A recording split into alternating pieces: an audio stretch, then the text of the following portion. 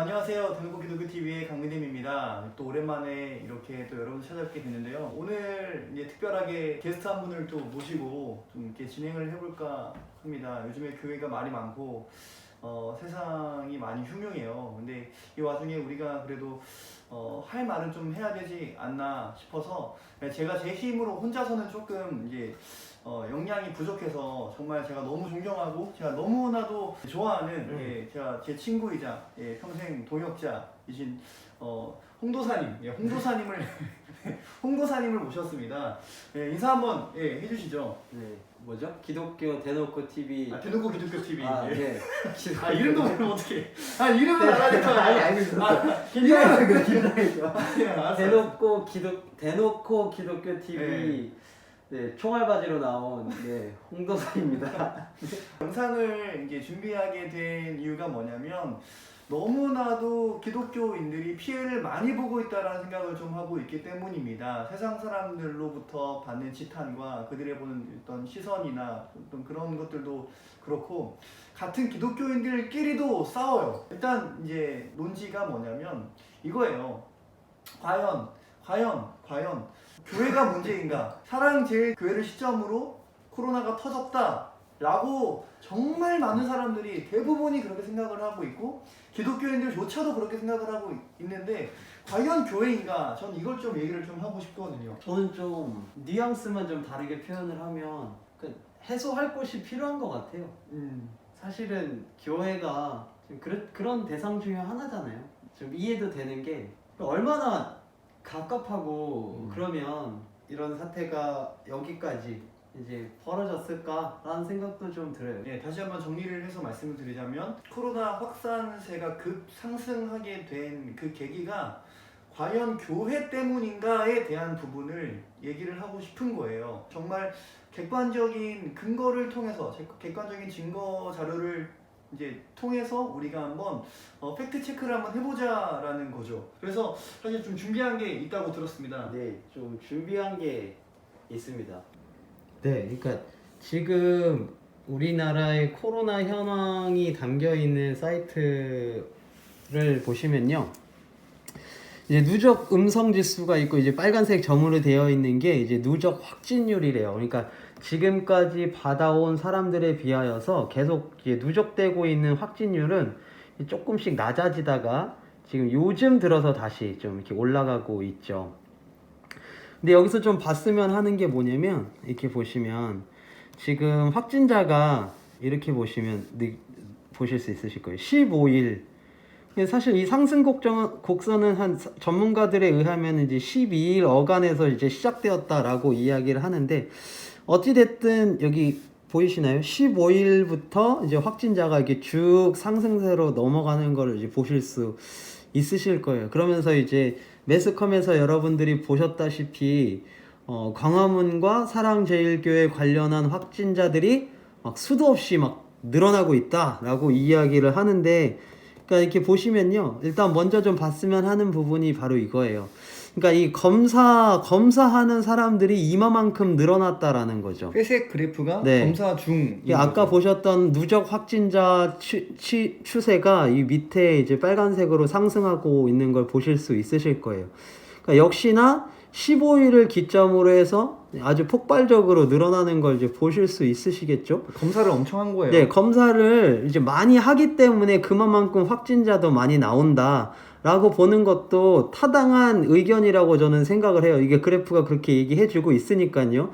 그리고 이 검사 양에 비해서, 그러니까 결국 결론적으로 확진자가 늘어나고 있는데 큰 폭 변하지 않거든요. 여기 이렇게 요 추세 8월 이제 후반부까지 이제 큰 폭 이 확진율은 늘지 않아요. 이 말이 뭐냐면 검사량 자체도 많이 늘었기 때문에 확진자가 많이 나온 거다라는 주장에 대한 어떤 하나의 증거가 될 수 있겠죠.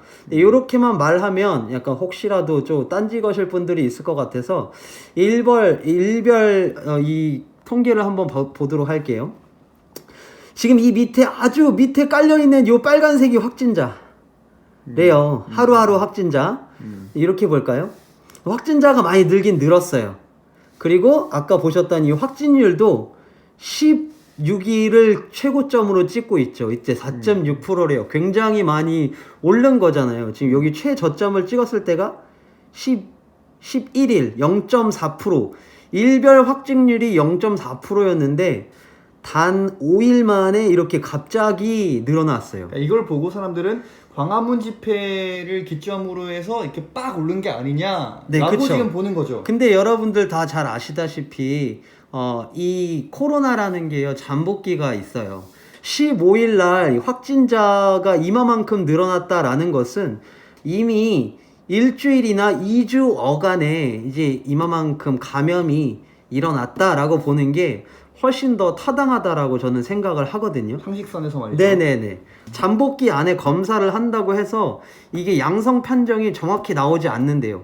그러니까 증상이 발현한 이후에 검사를 해야지 양성이 올바로 나오는 건데, 지금 그 양성 판정을 받은 사람들이 양성률이 이만큼 높다라는 것은 이미 이 사람들은 잠복기를 지난 다음에 그렇죠. 검사를 받았고 이 양성률이 이만큼 높게 나왔다라고 한다면 우리는 자연스럽게 유추를 해볼 수 있는 게 8월 15일, 8월 16일 어간보다 대략 일주일에서 2주 전에 무슨 일이 있었느냐를 따져보는 것이 훨씬 더 상식적으로 우리가 유추해 볼 수 있는 결과라는 거죠. 네, 우리가 이렇게 그래프를 한번 살펴봤는데, 그러니까 다시 한번 말씀을 드리자면 8월 16일부터 확진자가 빡 떴단 말이죠. 그러면은 8월 15일 날 집회를 했기 때문에 16일 날 확진자가 늘어났다고 보는 게, 이게 상식적인 선에서 말할 수 있는 게 아니라 최소한의 잠복 기간이 1주에서 2주라고 한다면은 8월 16일을 기점으로 해서 1주에서 2주 전을 봐야 된다라는 거죠. 아 근데 이거는 뭔가 의학적 지식이 있거나 없거나 상식적으로 지금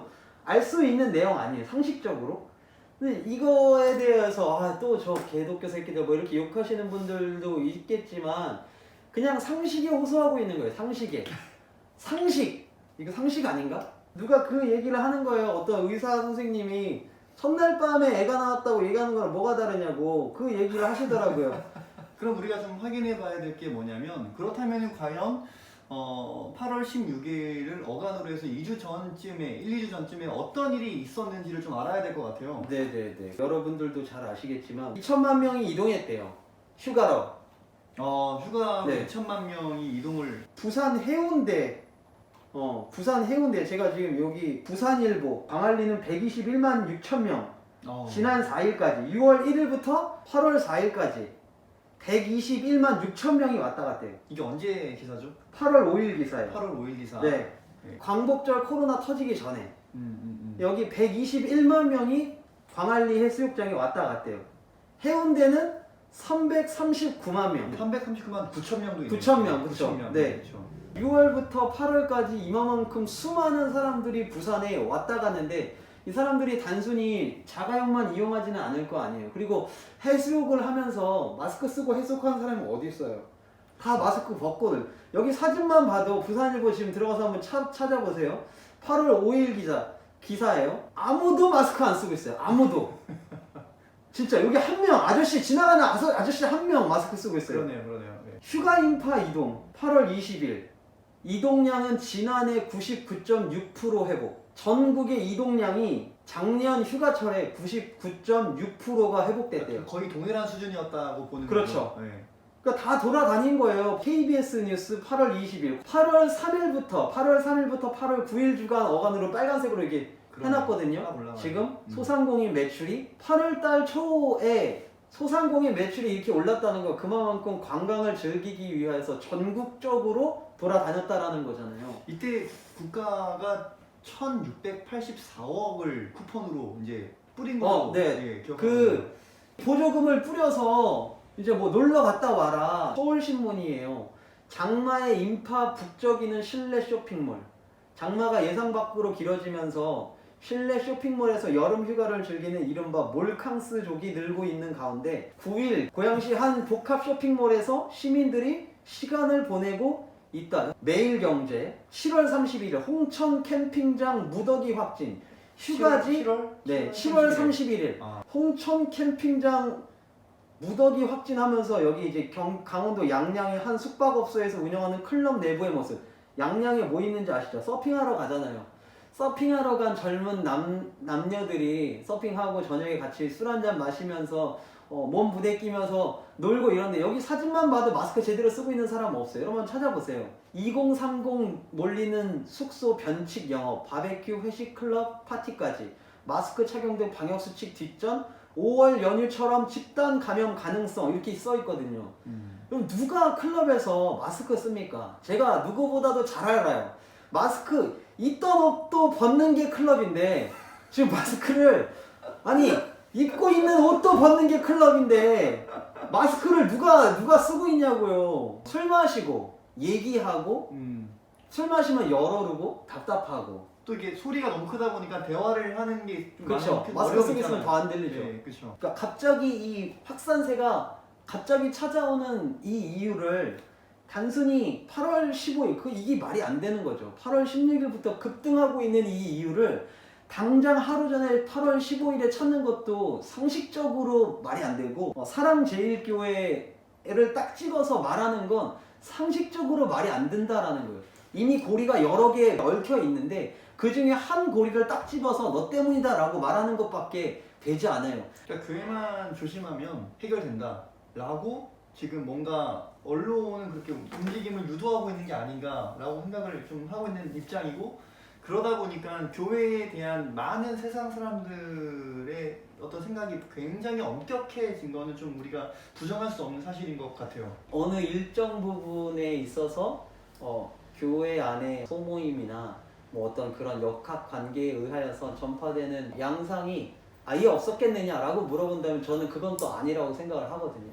하지만 이렇게 동시다발적으로 한 번에 처음 사랑제일교회 사태가 터졌을 때 230명인가 그랬어요. 검사를 딱 닫아놓고 해보니까 200명이 한꺼번에 무더기로 나온 거예요.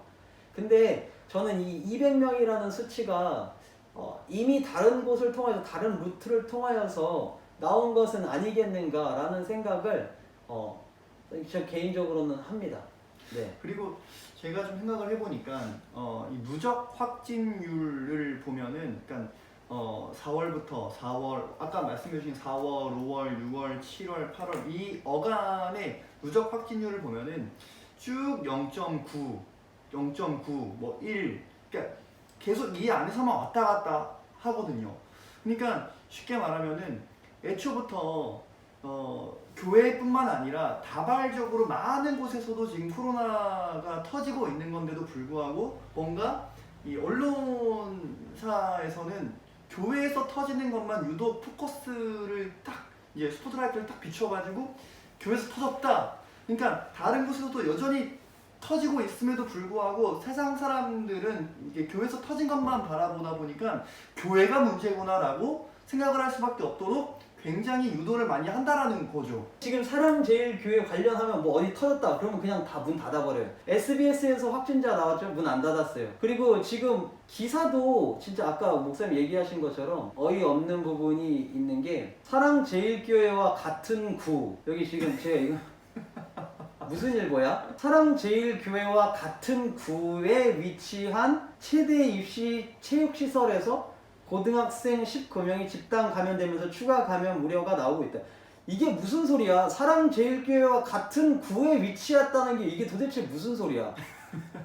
여기 보면 동도 다르대요. 동도. 그럼 또 사람들은 어디에 마음이 뺏기냐면은 프레임이 어떻게 씌워지냐면은 사랑제일교회가 또 문제구나라고 이제 생각할 수밖에 없는 거죠. 근데 중요한 건 이 기사의 제일 마지막 부분인데요. 여기 쓰여있죠? 맨 끝에 이렇게 쓰여있어요. 다 써놓고 해당 시설 확진자들과 같은 성북구에 위치한 사랑제일교회 사이의 연관 관계는 아직 확인되지 않았다.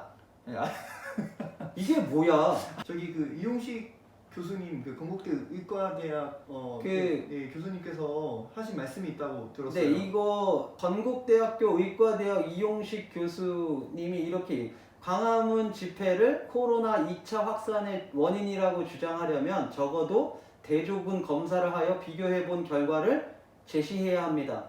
같은 날 동대문 플라자에서 마스크도 쓰지 않고 광복절 기념행사를 치른 광복절 기념식 참가자 300명을 대조군으로 하여 광화문 집회 참가자 300명과 비교해보고 당일 종각부근에서 모였던 민노총 2,000명 중에서 무작위로 300명을 검사하여 이 세 그룹에서 확진자 수를 비교해보면 광화문 집회가 코로나 확산에 책임이 있는지를 알 수 있을 것입니다. 그렇죠. 대조군 없이 광화문 참가만 검사한 결과는 인정할 수 없습니다. 이런 과학적 근거 없이 광화문 집회를 비난하는 것은 현 정권의 무식과 독재를 스스로 드러내는 짓입니다.